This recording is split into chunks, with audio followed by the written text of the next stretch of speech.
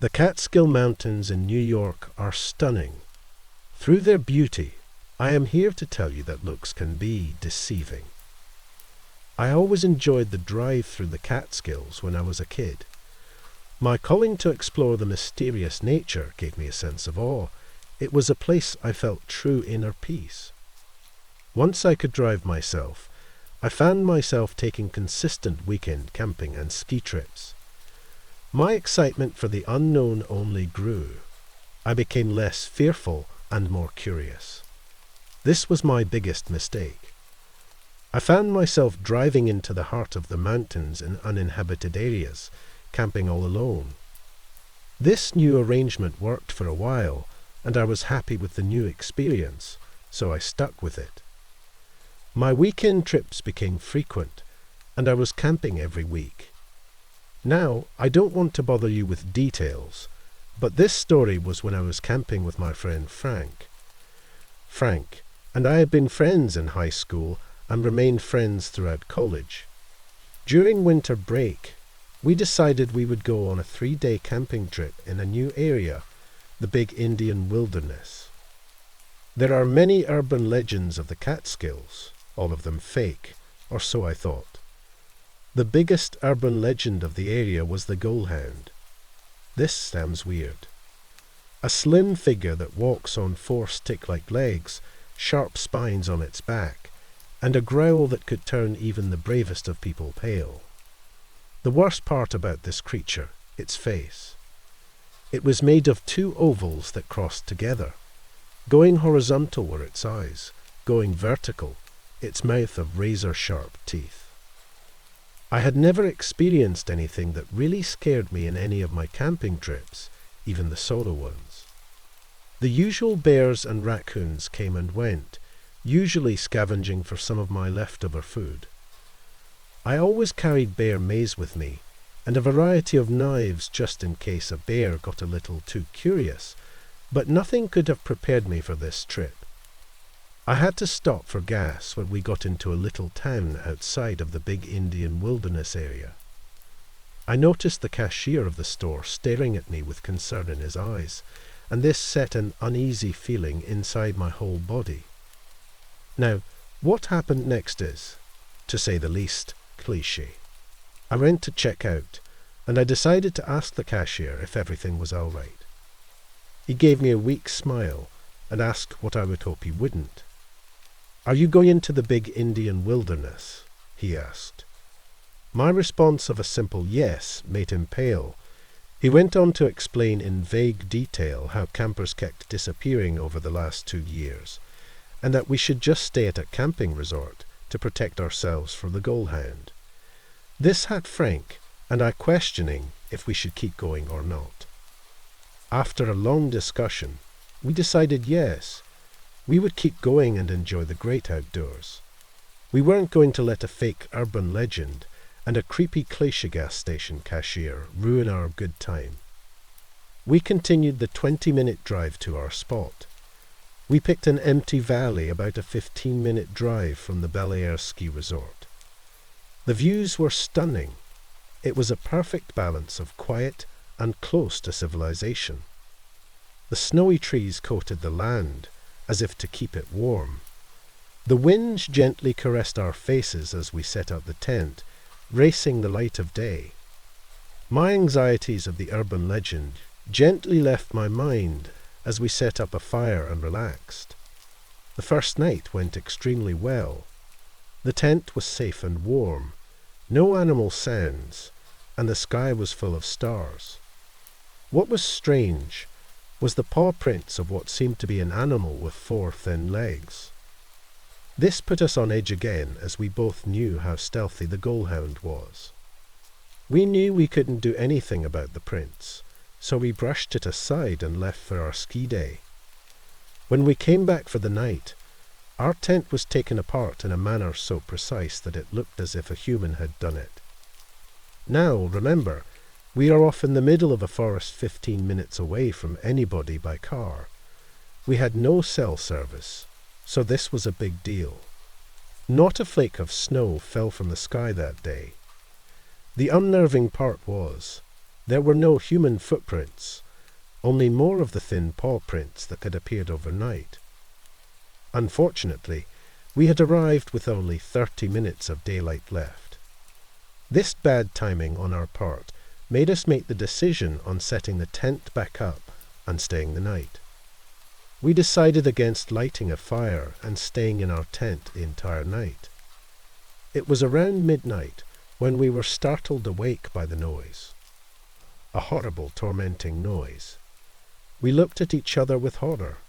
What we were hearing was what we were warned about by the cashier, and what most likely took down our tent earlier in the day. This was no doubt its growl. I shot up, grabbing my bear maze within what was probably less than a second. Frank shot up slowly. I could tell I was having a fight, and he was having a freeze reaction. We sat silently, not breathing for what felt like hours. I checked the time, 12:15. We waited another minute, starting to believe we were just dreaming. That was until the zipper to our tent started to unzip as the sound of breathing hovered over the tent. The zipper slowly continued down the track as if it knew what it was doing and was trying to taunt us. I grabbed my largest knife and got ready for what could be the end. The zipper ripped off its tracks and the rift stretched open. The only thing I could see was the darkness of the night. What was unusual was that the stars and moon were gone. I anticipated whatever it was to stick its horrifying face inside of the tent. But it didn't. This game went on for another 4 hours. We sat frozen, wondering if we last to see the sun rise through the horrors of the night. As the sunrise brought a red sky, we remained unable to see the creature. Finally, we heard the growl it's infamous for. The creature came from behind the tent, leaped over it, and landed facing us. Its face was warped by a sinister look in its eyes.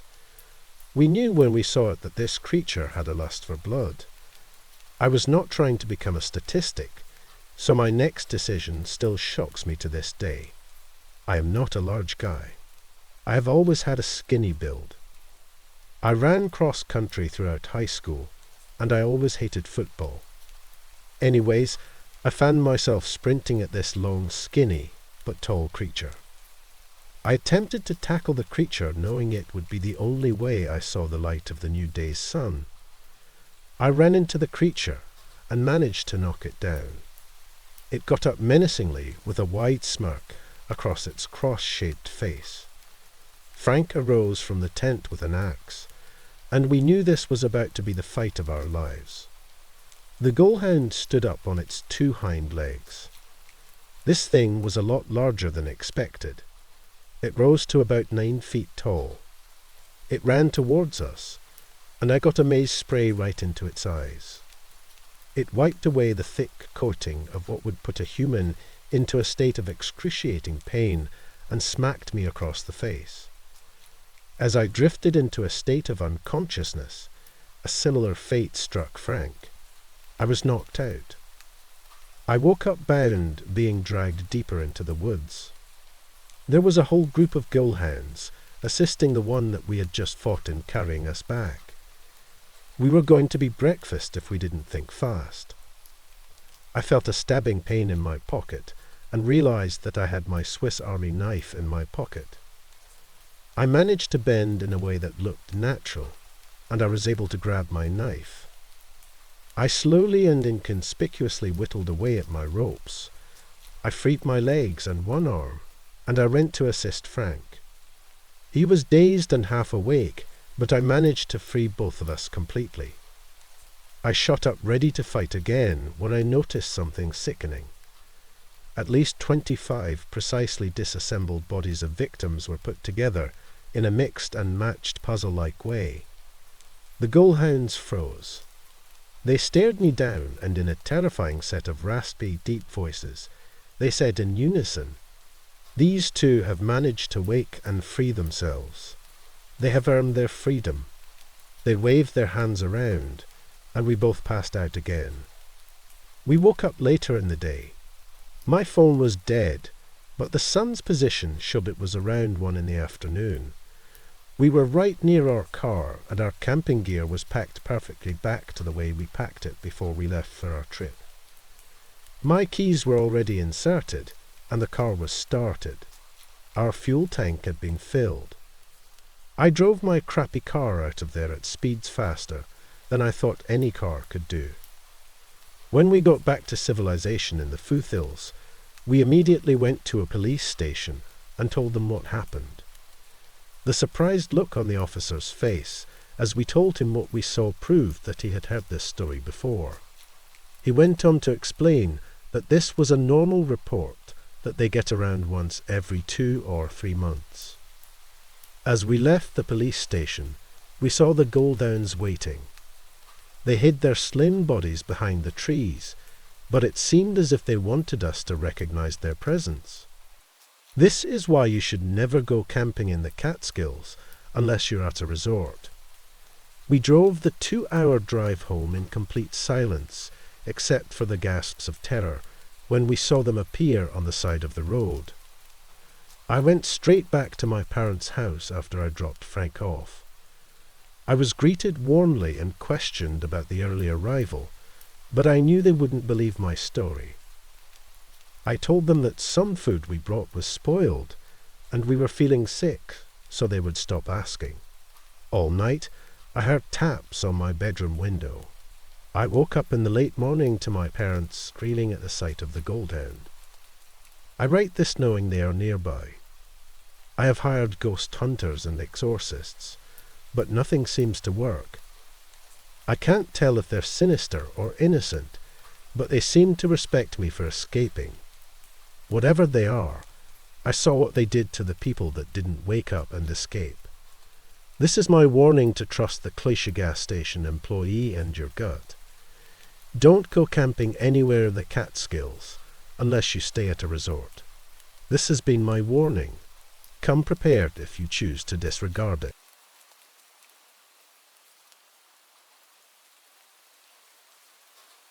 Ever since I had met up with my old college buddies at the airport earlier that day, that line from an English class a decade ago kept ringing in my head. Things certainly had fallen apart for me over the last year. My wife had divorced me, and I had recently been laid off from my job as an insurance agent. In contrast, my friends were doing great. Taylor had moved to Singapore to accept a partner-track position with a new law firm. Todd and his wife were expecting their second child, and Simon, our resident psychiatrist, was by all accounts having a very good year professionally. I had always been the underachiever of our group, but I was feeling especially low as of late. I had even considered sitting out this trip, but this was our annual camping trip. A tradition we'd started the year after graduating from university. We had all grown up together, but afterwards we had all ended up on different paths.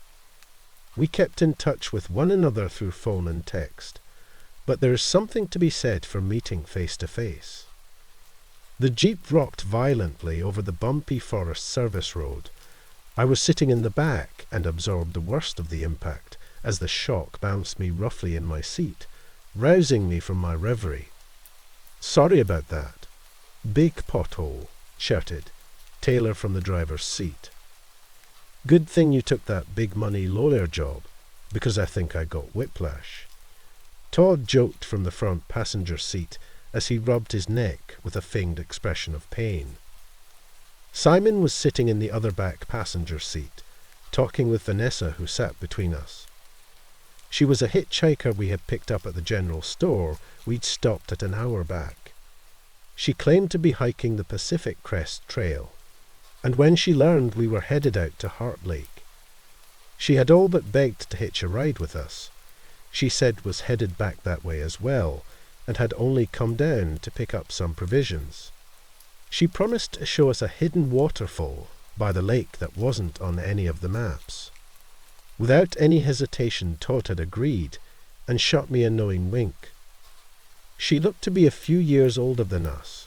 She had a thin frame and a gaunt face, with dark bags under her eyes that stood out against her pale skin. She struck me more as malnourished or sickly than someone who had been hiking for weeks. She seemed aware of her appearance and had made a passing comment about how she'd lost a lot of weight since starting out on the PCT. Whatever doubts I had about her story were subdued by her upbeat and bubbly attitude. She had been gregarious with us all, but she seemed quite taken with Simon. The two of them had been engrossed in conversation about Simon's work since we'd left the store. Simon loved to talk about himself, but I wondered when Vanessa would pick up that Simon played for the other team. The trailhead was some number of miles in from the highway, down a dirt road shaded beneath the canopy of an old-growth forest, alternating potholes with large rocks jutting out of the road that threatened to scrap the bottom on the Jeep. We left a large plume of dust behind us, the dust clouds swirling within the late afternoon sun rays that managed to peek through the forest canopy of fir and cedar trees. Looking around the Jeep, Taylor and Todd catching up in the front, and Simon telling Vanessa about his latest research project, I almost managed to forget my troubles. It wasn't long before the road terminated in a small gravel parking lot with a single SUV parked in the corner. We parked and began putting on our packs and getting ready for the hike to the lake. Taylor was helping Vanessa put on her pack, while I approached Simon, who was standing near the rear of the Jeep. He was frozen in the middle of putting on his pack. He was staring intently at the trailhead. I looked that way trying to see what had his attention, but didn't see anything. "Something wrong?" I asked Simon. He continued staring for a moment. I thought. He started to answer. No. He shook his head and pulled his pack on. "My eyes are just playing tricks on me." He smiled, but it seemed fake. I decided not to push it. The hike into Heart Lake was spectacular.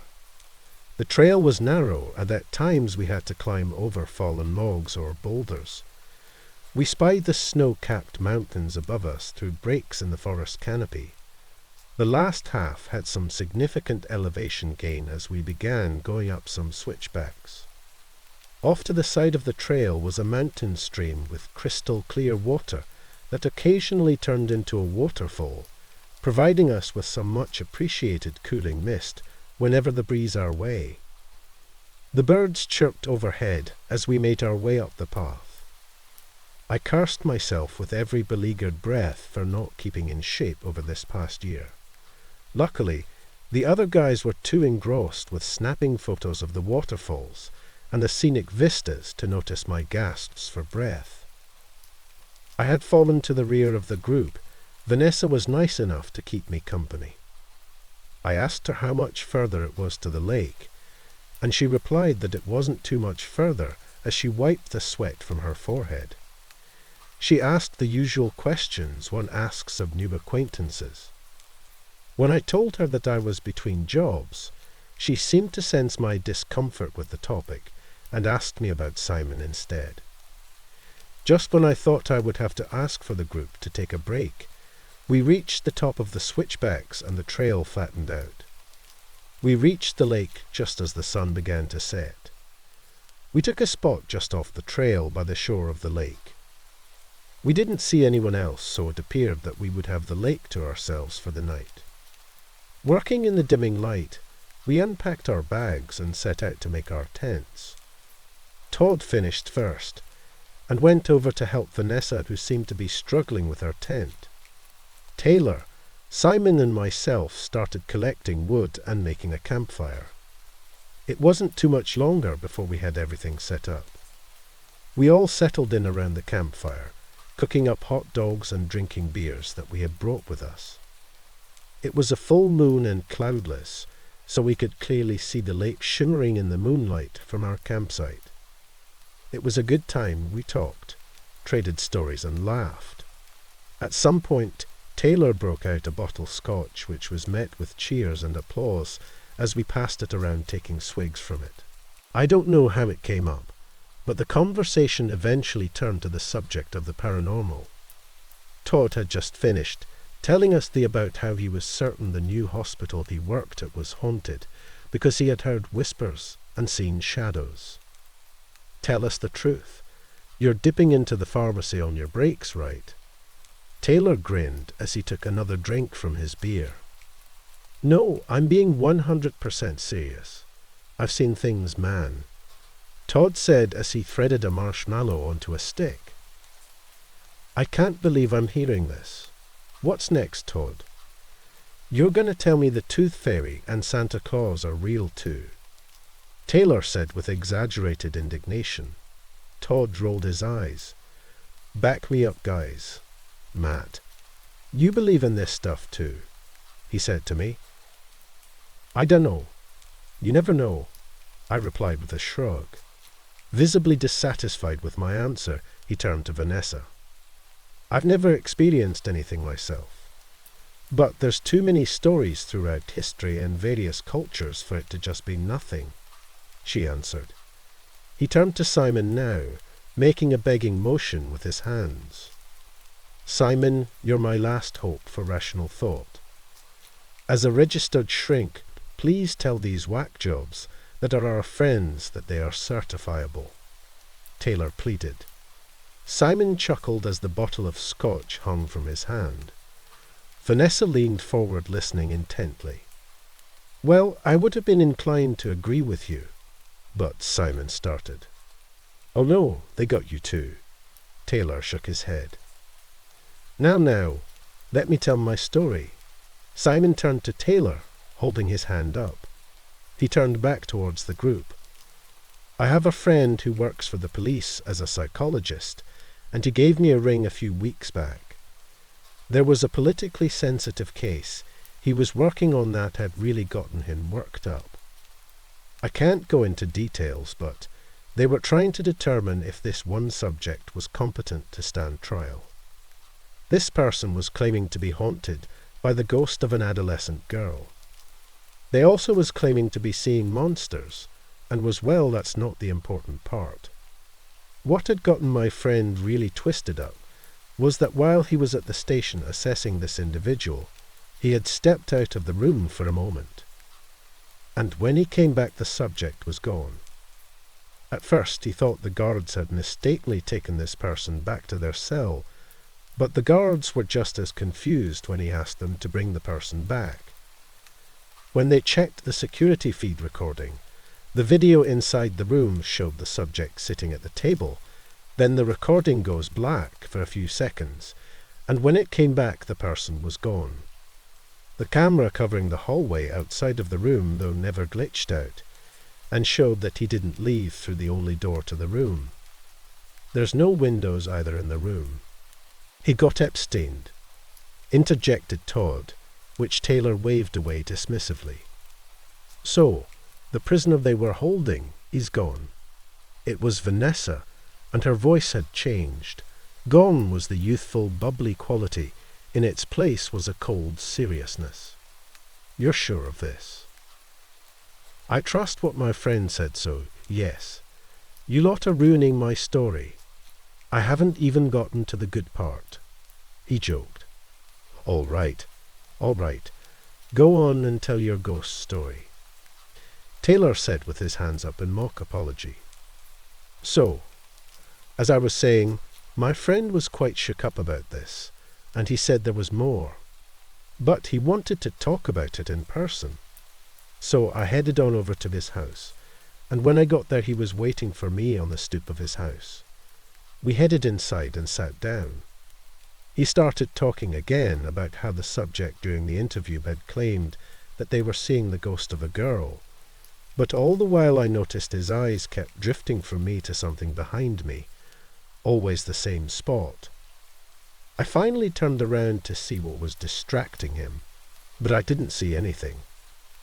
It was at that point he told me that since the day of the subject's disappearance, he had begun to see a ghost as well.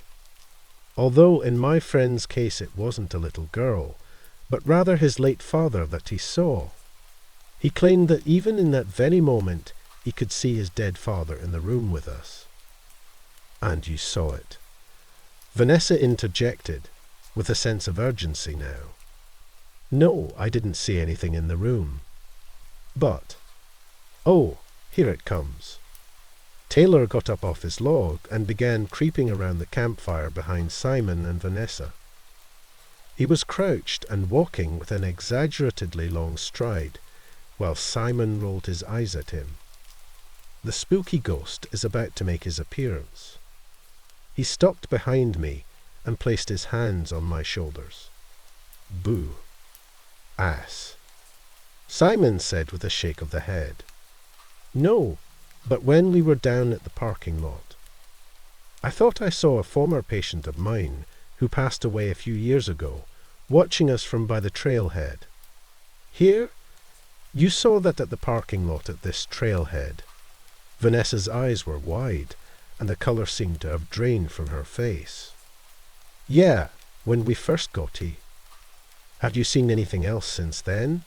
She cut him off. Maybe we should change the subject. Taylor said without the joviality he had just a few moments earlier. Sorry, we didn't mean to scare you, he said to Vanessa, but she completely ignored him, only continuing to stare at Simon. Are you seeing anything right now? No, you know, in all seriousness, it's just pareidolia coupled with stress. I'm sure there's no ghosts or anything like that. Simon paused, then added, I'm sorry, we were just having a bit of fun telling ghost stories. None of us really believe in that kind of stuff, well, except for maybe Todd. He said with a smile and a grin as he looked toward Todd. Fuck you. It wasn't even a good story. Todd flipped him the bird as reached back for another beer. But Vanessa didn't seem to hear them. She leaned back seemingly deep in thought. The conversation shifted to more upbeat topics after that, but Vanessa was reserved and quiet for the rest of the night. She barely engaged in the conversation except when directly asked a question, and even then her answers were curt and very matter-of-fact. Taylor had asked her to show us the waterfall she had told us about in the morning. She agreed and then excused herself from the group to turn in for the night. I stayed and chatted with the others for a bit longer before excusing myself as well to turn in. It had been a long day, and I could feel my eyes getting heavy. As I walked to my tent, I saw a light moving around in Vanessa's tent. I decided to say good night to her, since she was still up. Walking up to her tent, the flap to her tent was partially open, and I could see Vanessa sitting inside, hunched over several open books arranged around her. She was holding a small camping lantern over the books as she studied them. I knelt down and stuck my head through the open flap. She didn't notice me at all. The books were written in a strange language that I didn't recognize, and I saw a bunch of torn open empty salt packets, like the ones you get for a restaurant, littering the floor of her tent. Hey, just wanted to say good night, I said to her. She looked up at me like I was an alien. For a few seconds, she just stared. Good night, she said, then immediately went back to reading. I got up and walked away, not really sure of what to make of her. I got into my own tent and fell asleep listening to the sound of my friends still having a good time by the campfire. That night I dreamed I was falling. No matter what I did, I couldn't find the ground. Hey, Matt. Wake up, Matt. A voice stirred me from my slumber. It was Taylor. I opened my eyes, still heavy with sleep. It was dark. What time is it? I asked groggily, trying to rub the sleep from my eyes. I fumbled around for my flashlight. I dunno, 3 or so, I think. Taylor said in a hushed tone. I found my flashlight and flipped it on, illuminating the dewy wet tent flap. Why the hell are you waking me up now? I asked as I unzipped the flap. Simon is missing. He stepped aside to let me out and turned on his own flashlight as well. What do you mean missing? I asked as I got up and stepped out into darkness. The air was cold. Other than the faint glow of embers from the smouldering campfire, the only other light was from our flashlights. I got up to go take a leak. When I came back, I noticed Simon's tent was open, and he wasn't in it. I figured he had also gone out to take a leak. I wanted to give him a little scare, so I stayed out waiting for him to return, but that was like 20 minutes ago. I don't know where he is. Okay, why don't you get Todd, and I'll wake up Vanessa? Taylor nodded in agreement, and I made my way over to Vanessa's tent. I was struck by how dark it was. I couldn't even see the lake, which had been plainly visible in the moonlight earlier. Vanessa's tent was zipped up. Vanessa. There was no response. Vanessa. Sorry, but we have a problem. I waited staring at the closed flap. Again, there was no sound from her tent. Vanessa. I said a little louder. I decided I'd leave her be. The three of us, Simon, Todd and myself, headed out, calling out Taylor's name out into the black. The forest was a tomb, no movement, wind or sound. Even along the lake shore, the water was absolutely still. There was no sign of Simon as we returned to where we had started out from. We were debating what to do when we heard a voice call out from the camp. Hello? Where is everyone? It was Simon's voice. We quickly made our way back. The red glow from the smouldering embers partially illuminated Simon as he stood by the campfire. There you guys are. Dude, where did you go? Taylor brushed past me, going straight for Simon. What? You were gone for over half an hour. Was it? Well, I had to take a dump. Guess I need more fiber in my diet. Simon stood there, a grin slowly growing. Did you guys really get worried? I'm touched. Todd slugged him in the shoulder. We all just shook our heads and headed back to bed. It was an anticlimactic end. Vanessa had slept straight through it. I awoke to the sizzle of frying bacon. I opened my eyes. I could see it was light out. I wiggled my way out of my sleeping bag. The air was absolutely frigid, and it did more to chase away the sleep than any cup of coffee ever could. It felt more like late fall than summer. I grabbed a sweater I had thankfully packed and pulled it on. I stepped out to see Todd and Taylor sitting by the campfire. The smoky, sweet aroma of frying bacon filled the air. Walking over to them, I could hear Simon waking up in his own tent. Vanessa's tent was still zipped up and silent. Todd and Taylor were preparing some bacon and pancakes over the campfire coals. I joined them, and we chatted as they served up breakfast. It wasn't long before Simon came out and joined us. Vanessa still had not gotten up by the time all four of us were done eating. Simon made her a plate and walked over to her tent to check on her. Todd, Taylor, and I were talking about our plans for the day when we heard Simon shout. Hey guys, come over here. Simon said from in front of Vanessa's tent. He had apparently decided to go ahead and open her tent when she hadn't responded. The three of us came over to find the inside of Vanessa's tent was completely empty. No sleeping bag, backpack, gear or books.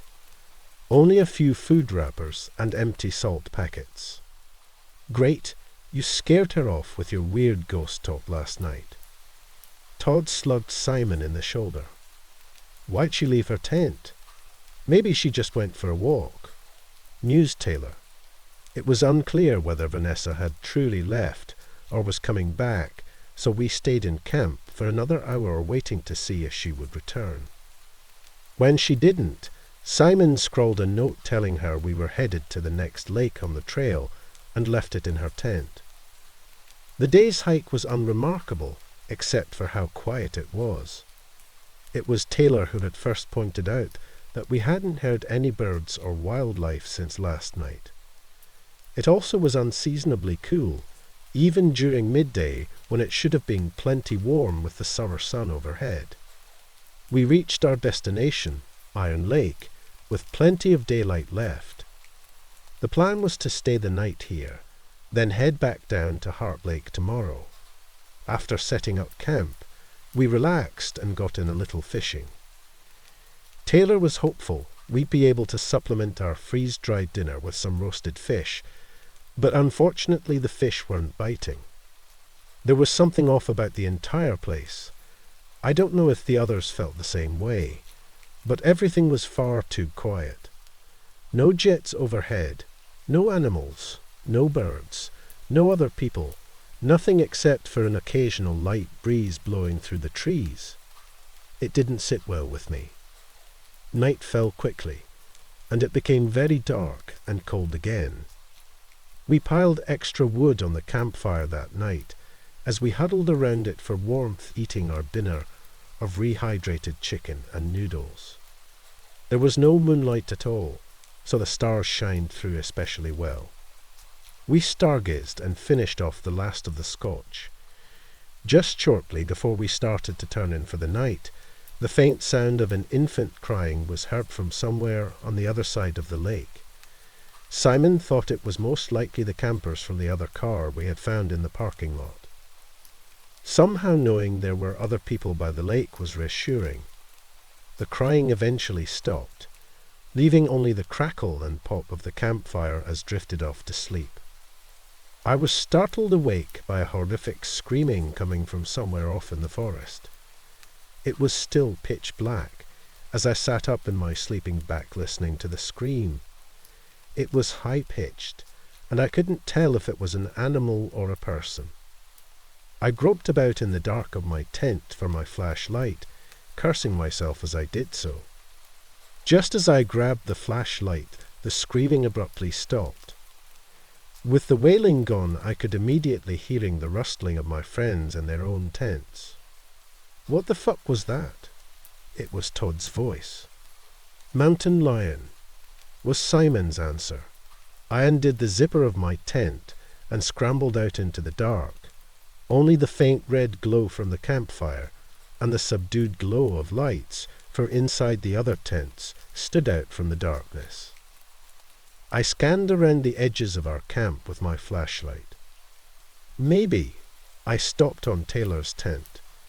The flap was down, revealing a sleeping bag and gear, but he wasn't inside it. Where's Taylor? Simon came stumbling out of the dark. What do you mean, isn't he here? He said as he began feeding firewood into the campfire. His tent is open, but he isn't inside. I answered, watching the forest's edge. The flames were starting to catch on the new wood, casting flickers of light onto the tree line. Maybe he went to take a leak. Simon said as he walked around the campfire. We heard Todd's tent unzipping. The light from his flashlight bounced around the camp as he stepped out. I don't know, I said as I watched Todd walk up to us, flashlight in hand. Could be. We heard a rustling in the bushes on the edge of camp. Something was moving quickly toward us. The three of us huddled by the campfire, waiting to see what would come out of the forest. It was Taylor. He came bounding out. He had been running. Did you guys hear that noise? He asked as he stopped in front of us, trying to catch his breath. How could we not? Todd retorted. Where were you? I asked. Had to take a dump, and man did that scream clear out my bowels. Taylor answered with a slight chuckle. The four of us stood there by the campfire, waiting to see if anything else would happen. Nothing else came. It was eerily quiet as the four of us stood in the frigid night air, watching our breath drift out into the dark. Eventually, Simon and Taylor figured it had just been a mountain lion after all, and we had perhaps overreacted a bit. Todd suggested building the campfire back up before going to bed again, to deter the mountain lion. The next morning was again cold and dead quiet. We ate breakfast and then broke camp. The plan was to head back down to Heart Lake for our last night, and then head back home the following morning. As we hiked back to Heart Lake, I couldn't shake this feeling of unease. Something was off. During a break on our hike, I suggested to the group that maybe we cut our trip short and just head home now. It would be a long hike, but we still had plenty of daylight and could make it to the car just as dusk set in. Todd seemed open to the idea, but Simon and Taylor were dismissive. They argued that there was no reason to call it off. Other than a few bumps in the night, nothing had actually happened. I still felt uncomfortable, but they were right. Nothing had really happened. When we arrived at Heart Lake, we set up camp in the same spot as before. Vanessa's tent was still there, just as empty as before. The note Simon had left for Vanessa in her tent was seemingly undisturbed. We spent the remainder of the day just hanging out around the lake. At Taylor's suggestion, we went for a quick swim as a group in the lake. The water was absolutely freezing and crystal clear. I noticed that there were no fish, bugs, or other critters in the water. It was sterile. I kept my thoughts to myself, though. Simon and Taylor seemed to be enjoying themselves, and even Todd seemed in better spirits after our swim. But try as I might, I couldn't push my growing sense of impending doom from my mind. That night we huddled around the campfire for one last time. It looked like we were in for another cold night. We chatted as we built the fire up into a roaring inferno. The heat felt good.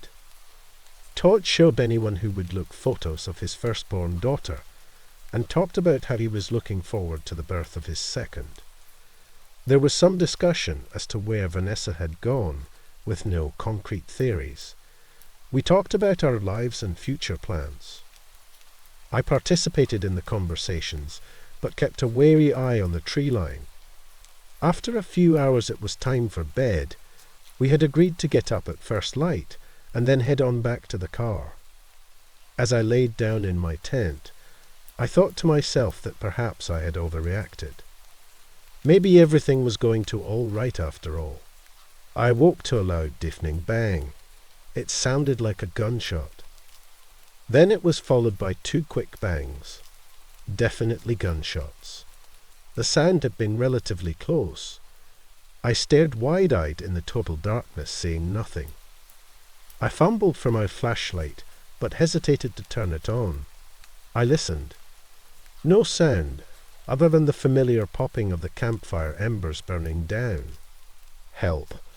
It was Todd's voice coming from somewhere out in the forest. Guys, help. There was a palpable fear in his voice, and I sprang into action, flicking the flashlight on and barreling out of my tent. Where are you? I shouted out into the forest. We are here, was the response. I ran in the direction of his voice, my flashlight illuminating my way through the dark. I almost tripped over Todd as I ran through the forest. Todd was laying on his back holding a revolver in his trembling hand. He had it pointed at a second body sprawled on the ground. The body wasn't moving, and at first I thought it was Simon because of the clothes, but there was something off about the proportions. My mind was racing. Too much information. Too many questions. I wanted to ask Todd why he had a gun, where it came from, whose body was laying in front of us, what had happened. Instead, I managed a sophisticated, "What?" "I don't know," he stammered, never lowering the revolver. I was sleeping, and then I was out here being dragged by my legs. It was so dark, I couldn't see anything. I thought maybe it was a mountain lion. I took my gun out and fired at it. I stepped forward a bit, shining my light on the body. It was face down in the dirt. Blood was spreading across the shirt it wore from 2 small bullet holes in the back. It looked like Simon's clothes, but the body shape was wrong. This body was freakishly skinny, with arms and legs that were much longer than a normal person's would be. The skin looked too pale as well. We heard someone running toward us from behind. Todd started to get up off the ground quickly, starting to aim in the direction of the sound. "Wait!" I pushed Todd's arm down, lowering the gun. I could see a flashlight coming towards us through the forest. It was Taylor.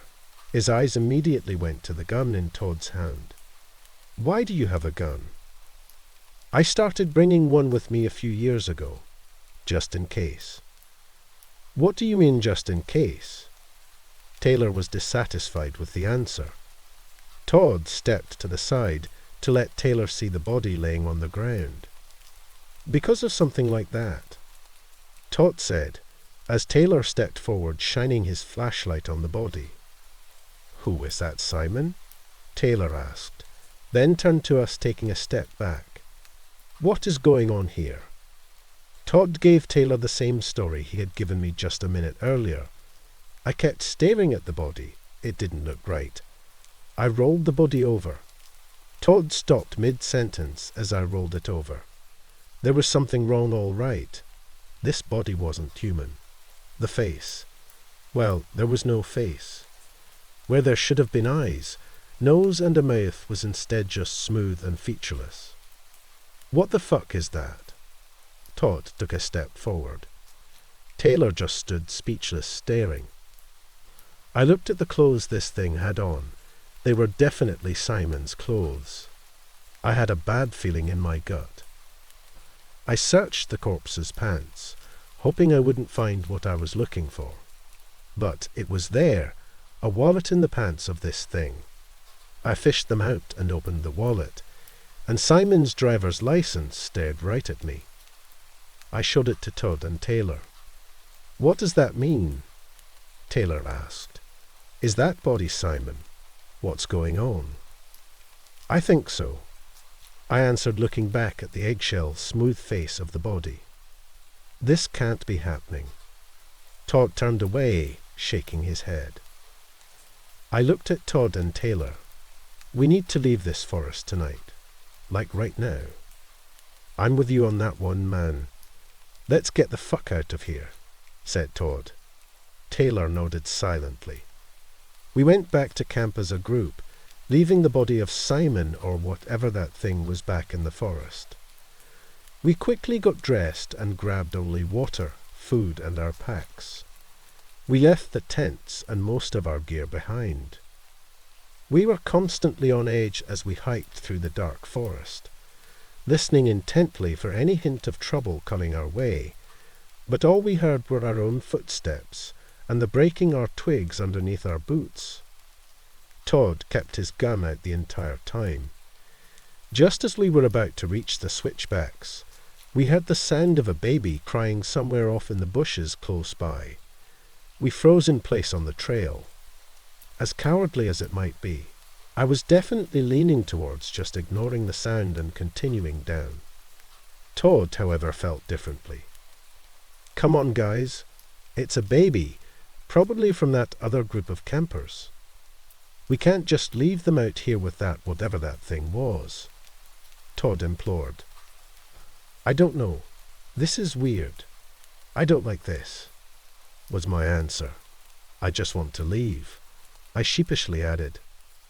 "I don't think it's a good idea either. We should keep our distance," Taylor added. "What are you going to tell them anyways? We shot what exactly?" "I can't believe you guys. Just leaving a baby out in the forest. Maybe they're already in trouble." He turned away and began walking towards the sound of the crying. "I'll do it alone if I need to." I didn't much like the idea of splitting up. I looked to Taylor, who shrugged. I shook my head and reluctantly followed after Todd. It wasn't long until we came to a small clearing in the forest. A naked infant was laying on the ground crying. Todd was already walking straight for it. I followed behind him, looking at the surrounding forest uneasily. Taylor was standing motionless at the tree line watching us. "Hello, anyone there?" Todd shouted into the dark as he stood over the wailing baby. "We don't mean you any harm." He turned and handed his revolver to me, as he knelt down to pick the baby up. "All right, you got the kid. Let's get the fuck out of here." I gripped the revolver in my hand, watching the tree line. "It's okay, little one. You're okay," Todd said reassuringly to the baby.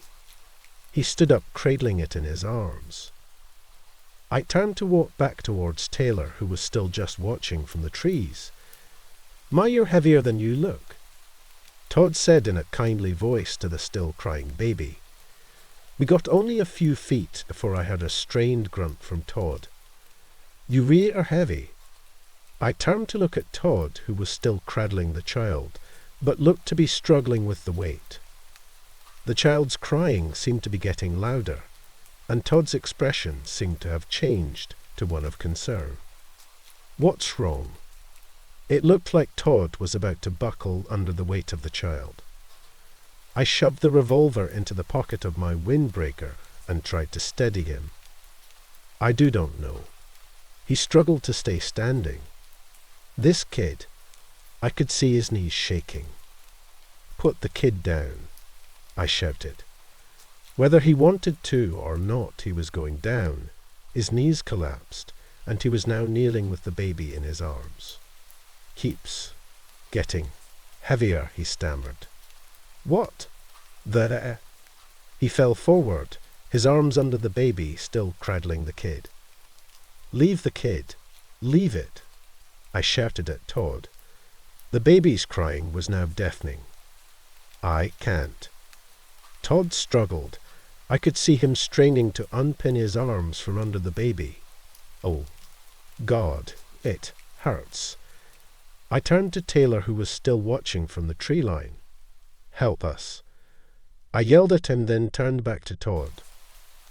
I tried to roll the baby off of Todd's arms, but he was right, the child was unnaturally heavy. The child wasn't budging at all. "Please, help." "Me? Oh, God," Todd pleaded. I had a sickening snap from under the child, barely audible over the child's cries. And now it was Todd who was screaming with tears running down his face. Blood was pooling from underneath the baby. Todd's arms had been completely crushed. I turned again to Taylor. "Get over here, goddamn it," I screamed at Taylor. But he just stood there watching, like he was in a trance. Todd wasn't talking anymore, just screaming in pain. The baby's cries were now vibrating in my teeth. They were so loud. I looked and knew there was no other choice. Todd's arms were a bloody mess, but he was still trapped by the mangled flesh anchored under the baby. I pulled my pack off and pulled the hatchet we used for firewood out. I stood back up with the hatchet raised above my head. I looked at Todd, his face wet with tears. "I'm sorry." He probably didn't hear it over all the screaming and crying. I brought the hatchet down on either side of the baby, hacking away at Todd's mangled arms. Over and over, I swing. It took an ungodly amount of blows, but finally Todd was free. Todd had passed out from the pain, and I dragged his limp body away from the still wailing baby. There was so much blood pouring out from the stumps that had been his arms. I ripped my own belt off and applied a crude tourniquet to one arm. I undid Todd's own belt and applied it to the other arm. It seemed to have worked. I looked to Taylor again. "Help us." "Sorry." Taylor finally seemed to snap out of it and came over. I looked back at the baby, only to find it had vanished, leaving only a pulpy mash of flesh that had once been Todd's arms behind. We quickly patched Todd up best we could, and then with one of us on either side of him, we started carrying him with us back towards the switchbacks. Todd was still out cold, but I felt a faint pulse, so he wasn't dead. We got to the top of the switchbacks when Taylor and I set him down there. It had been slow going to just get this far. As we both sat in the dirt catching our breath, Taylor spoke what I already had been thinking. "There's no way we're getting down the switchbacks with Todd like this." "I know." I replied grimly, "I'll give you the keys to the car. You should go on and get help. I'll stay with Todd." "Are you sure? With those things out there?" I looked at him incredulously. "It's my fault. When you said to leave earlier today, I said to stay. And just now back there, I froze up. If I had listened or helped you guys earlier, this might not have happened. If you give me Todd's gun, we'll have a fighting chance if something comes for us." I looked down at my windbreaker, where the revolver was. I wasn't sure if any of that was true, but I wanted to get out. And he was right. We were never going to be able to get Todd down the switchbacks with him like this. I handed the gun to Taylor. I pulled my hatchet back out of the pack. It wasn't as good as the gun, but it was at least something. "Thank you." I nodded to him and headed off. I had gone down the second set of switchbacks when I realized I'd made a mistake. I had forgotten to take the keys from Taylor. I quickly doubled back up. Breathing heavily, I ran back to find Taylor with his back to me, leaning over Todd. I forgot. The keys. I panted, resting my hands on my knees, catching my breath. Taylor straightened up and slowly turned. I realized something was horribly wrong. His body shape was all wrong. He was thin and spindly. I tensed up, holding my hatchet defensively in one hand, while I shined my flashlight directly at Todd and Taylor with the other hand. As Taylor turned his head, I saw that he had no face.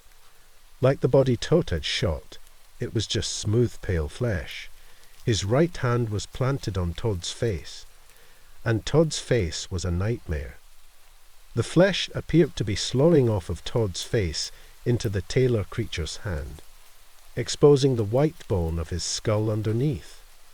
Todd's body was thrashing underneath the monster's grip, but with only stumps or arms, Todd was ill-equipped to do anything.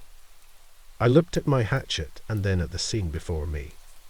The featureless mound of flesh that was Taylor's face looked right at me. And of course I had just given the gun to this thing. The panic was palpable. I turned and ran. I ran as fast as I could down the switchbacks. I don't even know if the Taylor thing was chasing me. I didn't look back. I was about halfway down the mountain, always on the verge of tripping, when as I rounded a switchback, I saw Vanessa standing at the bottom of the next set. She didn't say anything, just waved for me to follow her, and then stepped out of view as she went around the bend ahead of me. I ran after her, and as I rounded the next curve in the switchback, I must have lost my footing.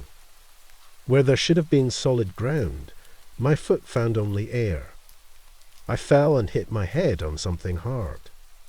When I woke up, it was still dark, but the moonlight lit up the forest. I wasn't sure how long I had been out. I got on my feet and felt a cut on my forehead. There was a trickle of blood running down my face. I could see Vanessa was standing silently watching me from a ways down the trail. She made a motion for me to follow her, and then began to run. I chased after her in this forest of greys and shadows. Before long we were in the parking lot. Taylor's car and the other car were still there, but without the keys I felt hopeless. Vanessa didn't even stop for a moment. She just kept running straight through the lot and onto the Forest Service Road. I honestly don't know where she got all that energy from. As I ran by Taylor's car, I caught movement coming toward me from behind the car. Haywire! I planted my hatchet into the neck of my assailant.